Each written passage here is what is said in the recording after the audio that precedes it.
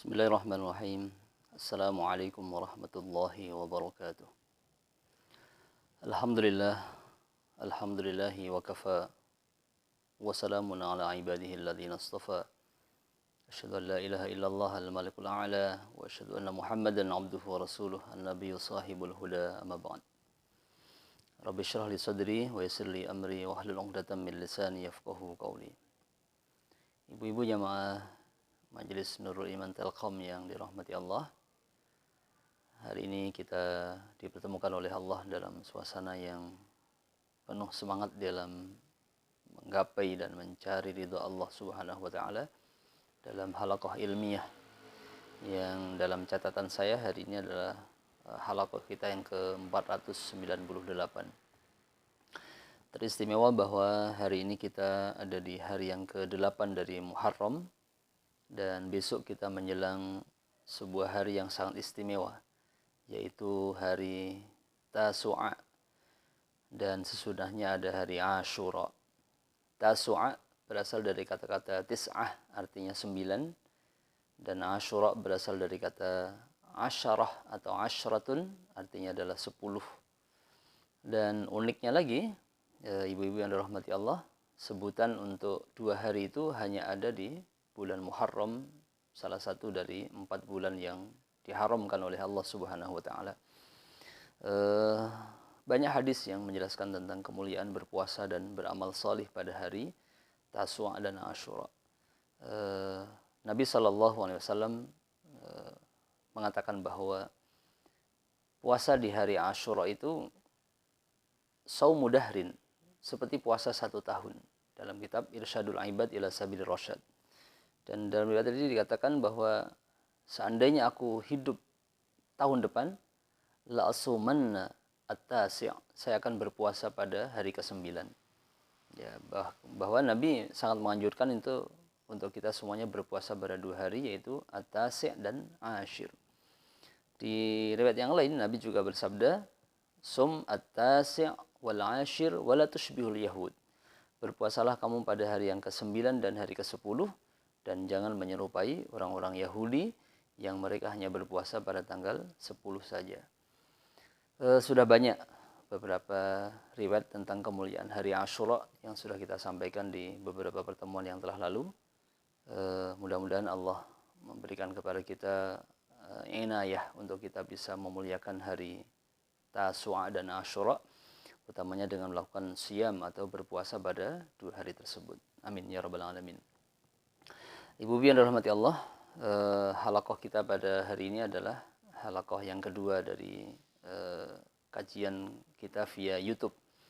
Setelah 2 kali sebelumnya kita bertemu langsung, yaitu dalam media Zoom atau Cloud beberapa waktu yang lalu.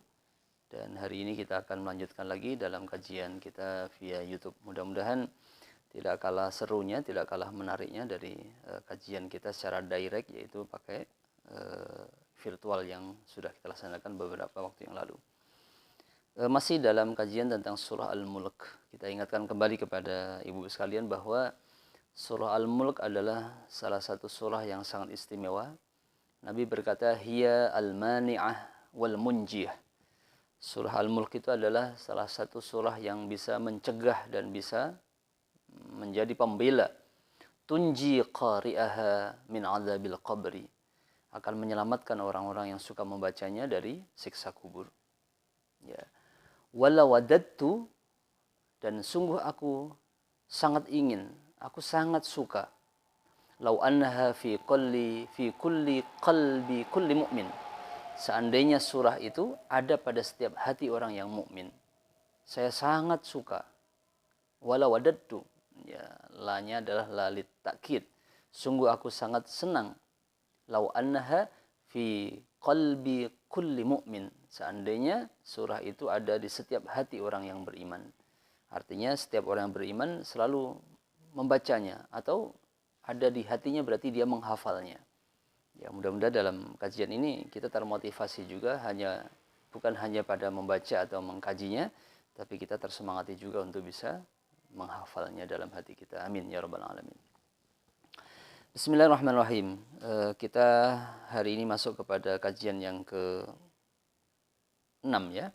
Sambungan dari kajian yang telah lalu kita ulang sedikit. A'udzubillahi minasyaitonirrajim. Walilladzina kafaru birabbihim 'adzabu jahannam wa bi'sal masir. Idza ulqu fiha sami'u laha shahiqan wa hiya tafur takadu tamayyazu minal ghayz. Kullama ulqiya fiha faujun sa'alahum khazanatuha alam ya'tikum nadhir. Orang-orang yang kafir kepada Tuhannya, lahum adzabu jahannam. Mereka akan mendapatkan balasan nanti di akhirat, yaitu siksa di neraka jahannam. Sebagaimana kita ketahui, kafir itu bukan berarti orang yang tidak tahu. Orang kafir adalah orang yang mengerti kebenaran.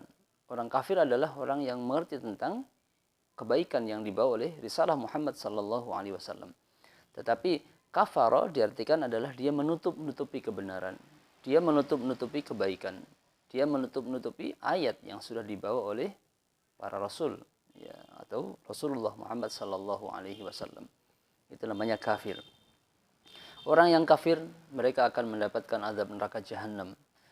Kullama ulqiya idza ulqu fiha, ketika mereka dilemparkan ke dalam neraka jahanam tadi, sami'u laha syahiqan, mereka mendengarkan suara gemuruh yang sangat menakutkan. Wa hiya tafur, dan neraka itu menyala-nyala, neraka itu berkobar-kobar.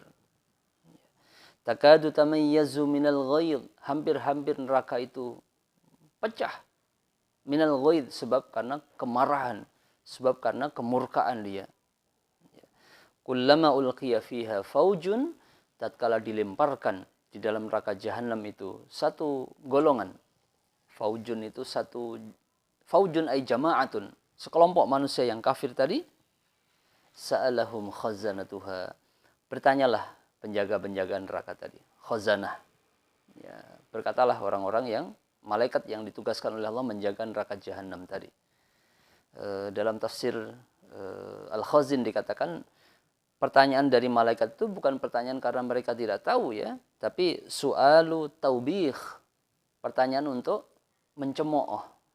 Ya, seperti seseorang ya, ketika dia sudah melarang seseorang untuk melakukan sesuatu, tapi dia tetap melarangnya, tetap melakukannya, dan ternyata dia mendapatkan sesuatu yang tidak baik, apa yang dikatakan oleh orang yang melarang ini? Ya, dia bertanya, tapi pertanyaannya bukan berarti dia tidak tahu, pertanyaan untuk mencemooh, pertanyaan untuk menghina dia. Ya, malaikat juga begitu. Sa'alahum khazanatuha. Apa pertanyaan malaikat kepada orang-orang kafir yang dilemparkan dalam neraka jahanam tadi? Alam ya'tikum nadhir? Alam ya'tikum nadhir? Tidakkah datang kepada kalian orang-orang yang telah memberi peringatan kepada kalian, yaitu para rasul. Ya, yang dimaksudkan di sini adalah Rasulullah sallallahu alaihi wasallam. Tidakkah telah datang kepada kalian orang yang telah memberikan peringatan kepada kalian? Ya. Apa kata orang-orang yang masuk dalam neraka jahanam tadi? Qalu bala. Mereka berkata, iya. Qad ja'ana nadhir. Sungguh telah datang kepada kami Rasul. Rasulun yungziruna. Utusan Allah yang telah memberikan kepada kami peringatan. Ya. Qad ja'ana nadhir fakadzdzabna, tapi kami mendustakan. Ya. Wa qulna ma nazzalallahu min syai', dan kami berkata Allah tidak menurunkan sesuatu pun ya kepada kami. Ya. In antum illa fi dhalalin kabir. In antum illa fi dhalalin kabir. Sungguh kalian ada dalam kesesatan yang besar. Kalimat in antum illa fi dhalalin kabir ini dimaknai dua oleh sebagian ahli tafsir. Yang pertama adalah min jumlati qaulil kuffar lirrusuli. Ungkapan in antum illa fi dhalalin kabir itu adalah ucapan orang-orang kafir kepada para rasul, para nabi tadi. Ya, ini adalah ucapan yang biasa diucapkan oleh orang-orang kafir. In antum illa fi dhalalin kabir. Ya, mereka menentang ucapan para rasul tadi dengan berkata, sungguh kalian ada dalam kesesatan yang nyata, kesesatan yang besar. Ini cara mereka mendustakan para nabi Allah tadi itu. Yang kedua, in antum illa fi dhalalin kabir. Ya, para mufassir mengartikan bahwa hadza min kalamil khazanah lil kuffar. Ini adalah ucapan para penjaga neraka tadi kepada orang-orang kafir yang sudah masuk neraka. Sesudah ditanya, tidakkah telah datang kepada kalian Rasul yang memberikan peringatan? Mereka berkata, Bala qad ja'ana nadhir fakadzabna wa qulna ma nazzalallahu min syai'.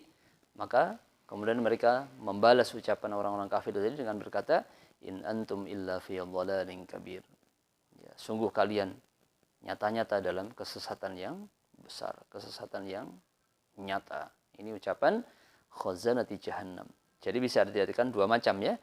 Ini bisa diartikan ucapan orang-orang kafir kepada para nabi, bisa juga sebaliknya ucapan para malaikat ketika di neraka jahannam ya memberikan jawaban kepada orang-orang kafir yang dicampakkan atau dilemparkan oleh Allah ke dalam neraka jahannam tadi. Ya. Ayat berikutnya ayat yang ke-10. وَقَالُوا لَوْ كُنَّا نَسْمَعُ أَوْ نَعْقِلُ مَا كُنَّا فِي أَصْحَابِ السَّعِيرِ. Orang-orang kafir tadi berkata, yang ada dalam neraka tadi, لَوْ كُنَّا نَسْمَعُ. لَوْ كُنَّا. Ya. Kata-kata dalam bahasa Arab biasanya kalau diawali dengan kalimat lau artinya adalah jikalau, seandainya. Kalimat lau itu lebih kepada hal-hal yang tidak mungkin terjadi. Ya. Hal-hal yang tidak akan pernah terjadi. Ya. Lau kunna, seandainya kami dahulu, nasma'u, mendengar, au na'qilu, atau kami mau memikirkan ya, apa yang disampaikan oleh para rasul, para utusan kepada kami. Ma kunna min ashabis sa'ir. Sungguh kami tidak akan menjadi ahli neraka jahanam. Ahli neraka sa'ir ini. Nah, kalimat lau itu adalah sebuah pengandaian yang tidak mungkin terjadi. Ya, sebagaimana di Al-Quran banyak disebutkan oleh Allah, walau anna ahlal qura, ya, walau sya'a rabbuka la ja'alan nasa ummatan wahidah. Seandainya Allah atau Tuhanmu berkehendak, Dia akan jadikan kalian ini satu umat saja. Tapi nyatanya Allah tidak menjadikan kita satu umat. Kita menjadikan banyak umat. Ya, banyak ya pemahaman-pemahaman, banyak akidah-akidah, ya, banyak perbedaan-perbedaan. Padahal kalau Allah menginginkan, bisa Allah jadikan kalian semuanya ummatan wahidah. Wala yazaluna mukhtalifin, tapi tetap saja ya mereka semuanya menjadi umat-umat yang berbeda-beda, berpecah belah. Ya. Ini kalimat lau ya. Sebagaimana dalam ucapan seorang ahli syair juga, seandainya takdir Tuhan itu sudah terjadi kepada kalian semuanya. Sabaqat maqadirul ilah wa hukmuh. Ketika takdir Allah sudah terjadi dan hukum Allah sudah terlaksana. Fa'arih fu'adaka min la'alla wa min law. Maka istirahatkanlah hatimu dari mengatakan la'alla. Ya, seandainya. Wa min law. Dan hentikanlah hatimu untuk mengatakan law. Jika law. Ya, karena ucapan itu adalah fa'inna law. Sesungguhnya ucapan lau itu akan menjadikan syaitan masuk ke dalam hati kalian, menjadikan kalian tidak sabar dengan musibah yang atau takdir yang telah terjadi kepada kalian semuanya. Ya, karena memang lau itu tidak akan pernah terjadi. Ya. Kembali kepada ayat yang ke-10. Wa qalu law kunna nasma'u aw na'qilu. Ibnu Abbas berkata, law kunna nasma'u aw na'qilu artinya adalah law kunna nasma'ul huda. Seandainya kami dahulu mau mendengarkan petunjuk. Au na'qiluhu, atau kami mau mengangan-angan petunjuk tadi. Au na'malu bih, atau kami melakukan atau mengerjakan, mengamalkan petunjuk yang dibawa oleh para rasul tadi. Apa yang terjadi? Seandainya kami mau mendengar, seandainya kami mau berfikir-fikir, seandainya kami mengamalkan apa yang diucapkan oleh para rasul tadi, ma kunna min ashabis sa'ir. Sungguh kami tidak akan pernah menjadi ahli neraka sa'ir ini. Ya, tapi apa daya? Kalimat lau tidak pernah terjadi. Ya, sehingga mereka akan menjadi ahli neraka sa'ir disebabkan karena mereka tidak nasma'u aw na'qilu. Nah, ini karena Al-Qur'an sebagai apa ya? Isinya diantaranya adalah kisah umat yang terdahulu, mestinya kita mengambil ibrah atau pelajaran dari kisah ini supaya kita terselamatkan dari ashabis sa'ir tadi untuk masuk ke dalam neraka jahanam tadi, masuk golongan orang yang kafir. Maka hendaklah kita mau nasma'u aw na'qilu. Sebagian ulama berkata, di antara penyesalan orang-orang yang sudah meninggal dunia itu adalah yang pertama, dia sangat menyesali kenapa dia tidak banyak bersedekah ketika di dunia. Ya.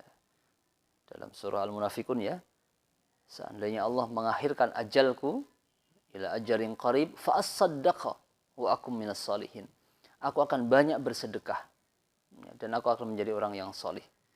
Yang kedua, penyesalan orang yang telah meninggal dunia itu adalah lau kunna nasma'u aw na'qilu. Seandainya kami dahulu banyak mendengar dan banyak berfikir lalu mengamalkan apa yang disampaikan kepada kami dari kebaikan-kebaikan tadi, ma kunna fi ashabis sa'ir. Nah, sebelum datang penyesalan itu semuanya, mari jamaah yang dirahmati Allah, ibu-ibu majelis Nurul Iman Telkom, kita berupaya untuk menjadi orang-orang yang mau mendengar dan mau na'qil fa na'malu bih. Ya. Ayat yang ke-11. Fa'tarafu bidzambihim fasuhqan li ashabis sa'ir. Fa'tarafu bidzambihim. Mereka mengakui dosa-dosa mereka. Ai bitakdzibihim ar-rusula. Karena mereka telah mendustakan rasul-rasul tadi. Wa qaulihim, dan ucapan mereka dengan mengatakan ma nazzalallahu min syai'. Allah tidak menurunkan sesuatu pun kepada kami. Jadi mereka mengaku itu. Tapi apalagi artinya pengakuan ketika mereka sudah ada dalam neraka jahanam tadi. Fasuhqan li ashabis sa'ir. Fabu'dan li ashabis sa'ir. Maka sungguh jauh rahmat Allah, kasih sayang Allah dari orang-orang yang telah menjadi ahli neraka sa'ir tadi. Ya, mudah-mudahan Allah selamatkan kita semuanya dari kejadian seperti yang menimpa orang-orang yang kafir kepada ayat Allah tadi, sehingga ayat ini menjadi ibrah untuk kita semuanya agar kita terselamatkan dari neraka sa'ir atau neraka jahanam dengan cara kita mengimani apa yang dibawa oleh para rasul, tidak mendustakan mereka, dan kita senantiasa nasma'u wa na'qilu. Ya, insyaallah dengannya kita akan diselamatkan oleh Allah Subhanahu wa taala. Jadi kesimpulannya ibu-ibu yang dirahmati Allah dari ayat yang kita baca di atas tadi, kisah orang-orang kafir yang akan dicampakkan oleh Allah ke dalam neraka jahanam itu adalah yang pertama karena mereka mendustakan diutusnya para rasul Allah. Yang kedua, mereka mengatakan ma nazzalallahu min syai'. Allah tidak menurunkan sesuatu pun kepada kami. Berarti mendustakan risalah yang dibawa oleh para rasul tadi. Kemudian yang ketiga, lau kunna nasma'u wa naqilu. Mereka tidak pernah mendengarkan dan tidak pernah mau memikirkan apa yang diucapkan, apa yang disabdakan oleh para rasul tadi, sehingga ini menjadi bencana yang besar untuk mereka semuanya. Mudah-mudahan ta'lim kita meskipun sekecil dan sesederhana ini menjadikan kita orang-orang yang mimman yastami'unal qawla fayattabi'una ahsanah. Orang-orang yang mau mendengarkan ucapan-ucapan yang baik dari risalah para rasul tadi, dan kita akan menjadikan ucapan tadi sebagai penyelamat kita dalam kehidupan kita di dunia hatta akhirah. Amin ya rabbal alamin. Mari kita berdoa kepada Allah, mudah-mudahan Allah berikan berkah kepada kita semuanya di bulan Muharram ini dengan cara menyemangati setiap diri untuk melakukan kebaikan-kebaikan dengan semangat hijrah dan semangat Muharram ya sebagai bulan yang dimuliakan oleh Allah Subhanahu wa taala. Amin ya rabbal alamin. Subhanakallahumma bihamdika asyhadu an la ilaha illa anta astaghfiruka wa atubu ilaik. Wassalamualaikum warahmatullahi wabarakatuh.